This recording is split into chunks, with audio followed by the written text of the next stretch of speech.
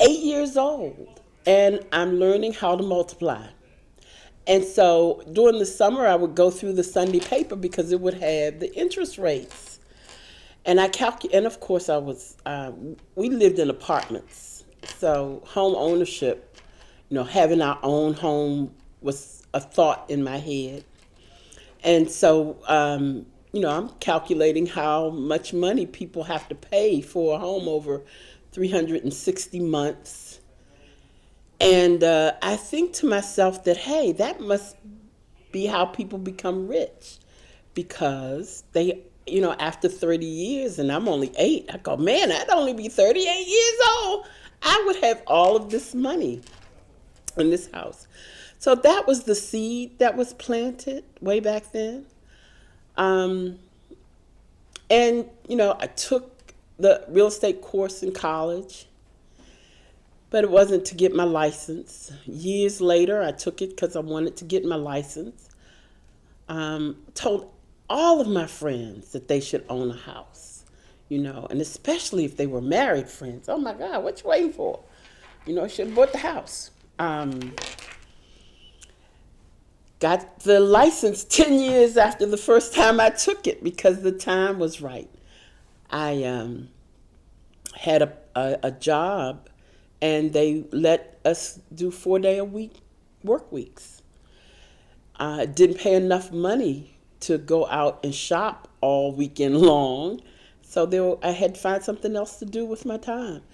So real estate became it.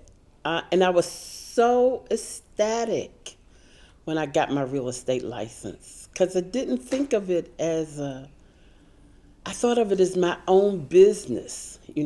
That was my business. It was my business. I remember taking my little folder out of the office with me one day, going, and it had on it my business because that was the beginning. I never thought of it as a global business or as something that I would be competing with a whole lot of other people. I knew who I knew. And those were the people that I had thought that I would help initially. Even though I thought of it as my business, I don't think that I ever thought of selling 20 or 30 houses in a year. It was going to always be something that would supplement my 4-day work week job. That changed. My first piece of advice would be have patience. You need to have money in order to have patience. So also prepare so that you can wait 6, 8, 10 months before you get your first transaction. That was how long it took me. My first transaction was a fun one. 2-bedroom little house in a town called Hyattsville, and it belonged to a real live hoarder. But we sold it. We sold it in 11 days. We sold it for over asking, and we sold it to an investor so that a family would not have to deal with the mold and the hole in the roof. So it worked out. It's consistency. To get up and do the same thing over and over and over again. I remember after one of my transactions early in my career, and I thought that they were all hard, that after I left the settlement table, I'm on my way back home, and I'm going, man, I've got to get up in the morning and do this all over again. It wasn't something that I'd reached the pinnacle and now I could sit around and rest on my laurels. No, I would have to that buyer or that seller, I would have to go out and repeat all of those steps that it took me to get them. So being consistent is the biggest challenge, and I still face it. Seriously, I dream of having an impact on the lives of the people that I touch, both buyers, sellers, and agents. I want to be, I would love to influence agents to get totally involved in the career that they've chosen. And I certainly want to give the best service that I can to my buyers and my sellers.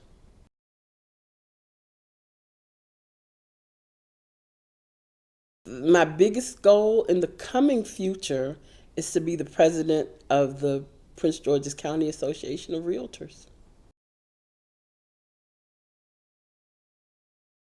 It would be really, really great if all of my clients had came out and said that I gave them remarkable service. That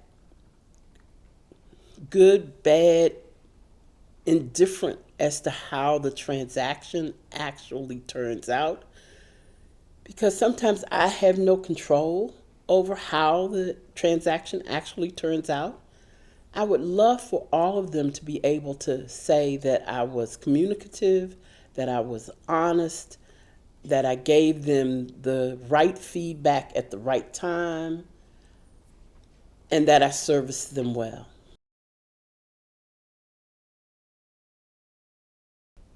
My name will spread and people will use me over and over and over and over again.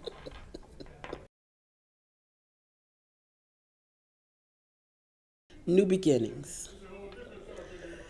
If I'm helping a person buy a house for the first time, then I've put them on the yellow brick road to wealth and legacy. If I'm helping a client to sell an older house and buy a new one, they too are having new beginnings. The style of the house is different. The way they'll entertain in that house will be different. And if I'm helping to close an estate, I'm helping people to close out some memories and start new ones. I have a lack of confidence that I work on a regular basis. It's gotten me, and it's the yin and the yang. There's some areas in my life where I am very confident. I can push forward and don't mind being challenged and will push to accomplish what I think will benefit all of the people involved and the reason why I'm pushing. And of course, then there are other areas where it will take me 4 days to make that phone call. And often it's something that would benefit me only or me directly. If the thing will benefit lots of people, then I'm all for being the front runner. But if it benefits me mostly, it might take me 3 or 4 days to make that phone call. So, yeah, confidence. I'm working on that.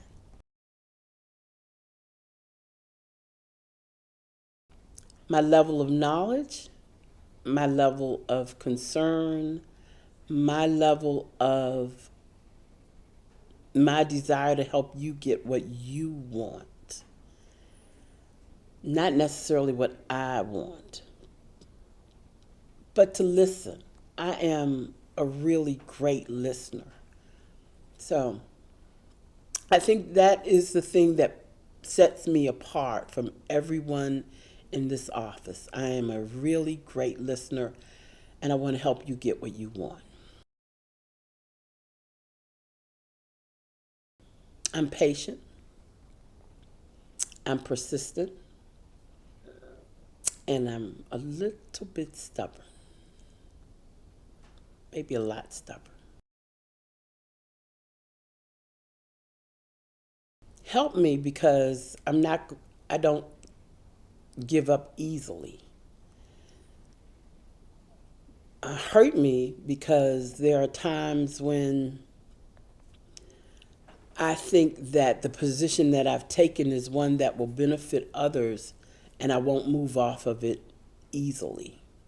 I have to be truly convinced that it's just not going to be successful. I like baseball games, local baseball games, not national. I love going to the beach and don't need to get out of my car. Don't necessarily want to get into the sand. Just want to go and think about the endlessness and the majesty of the sea. And it could be in the wintertime. I have pictures of me in the snow at the beach. So that's how I like to spend my free time. I have a desire to read more. I used to read a lot, but I don't read as much as I did. And I haven't gotten into audiobooks, but I will.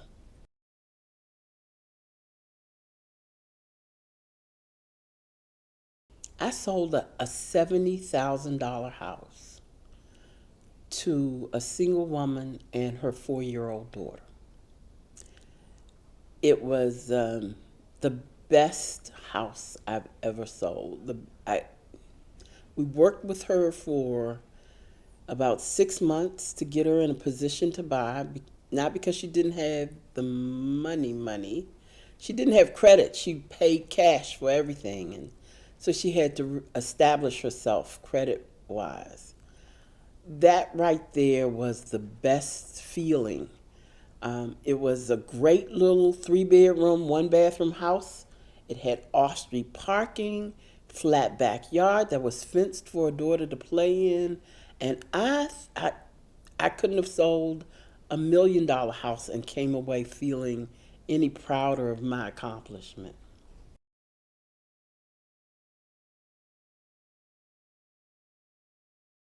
That everybody should own something, even if it's just the outhouse.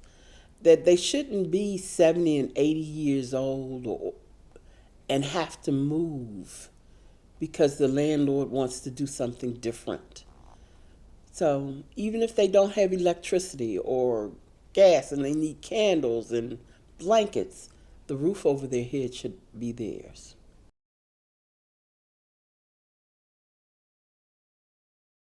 It's made me not take things for granted.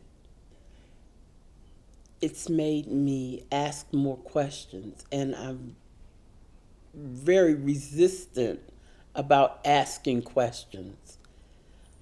However, without asking the questions and without asking the right questions, you often come up with the wrong conclusions. So that's kind of changed my perspective. I've learned to be more comfortable with asking people questions.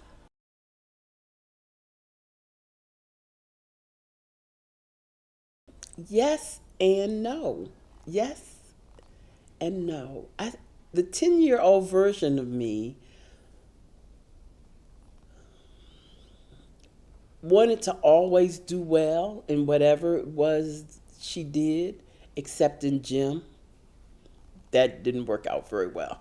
But everything else, academically, she was an okay kid.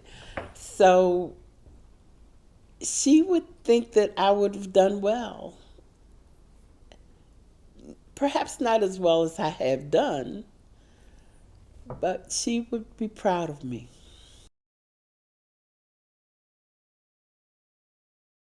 The old adage, it's not what you know, it's who you know, and now how well you know them. So, because I'm not really a question asker, networking and getting to know the right people are a challenge. It's phenomenally different. I was with a previous brokerage, and they were really good. And I treated that company pretty much the same way I treated Keller Williams to a degree. And that was, I came into the business to be a professional. So I took the classes, I attended the conventions, I got to know who the players in the organization were. And then 3 years after I had come into the business, Keller Williams became um, opened an office in our county, and their training was just off the chart. So the training was one reason to make the change. The other reason was the emphasis not only on professional growth, but on personal growth. And so the biggest change is that I constantly am changing. I'm constantly improving. Sometimes I'm a little overcritical of where I am and where I should be.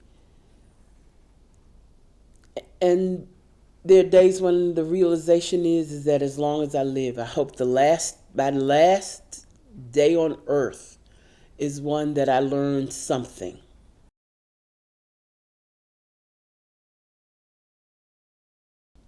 I'd have to say Emmerich Peace, regrettably. You can edit that.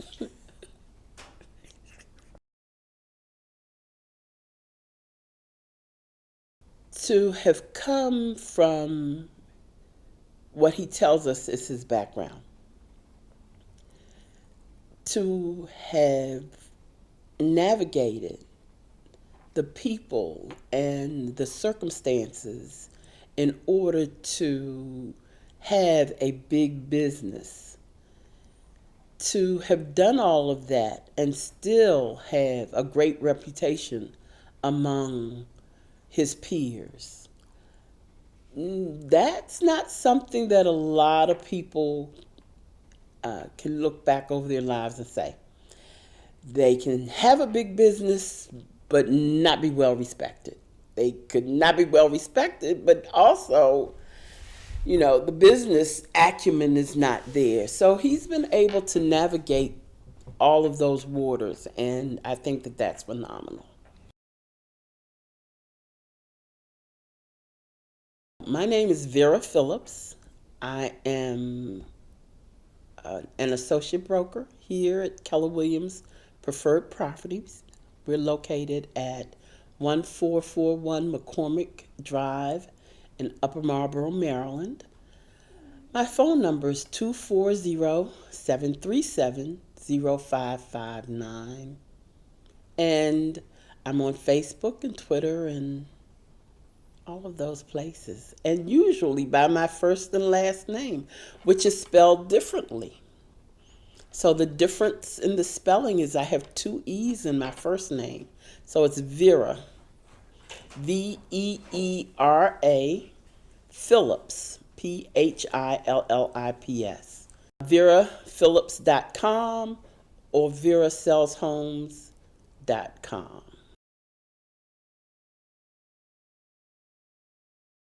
I'm single. No.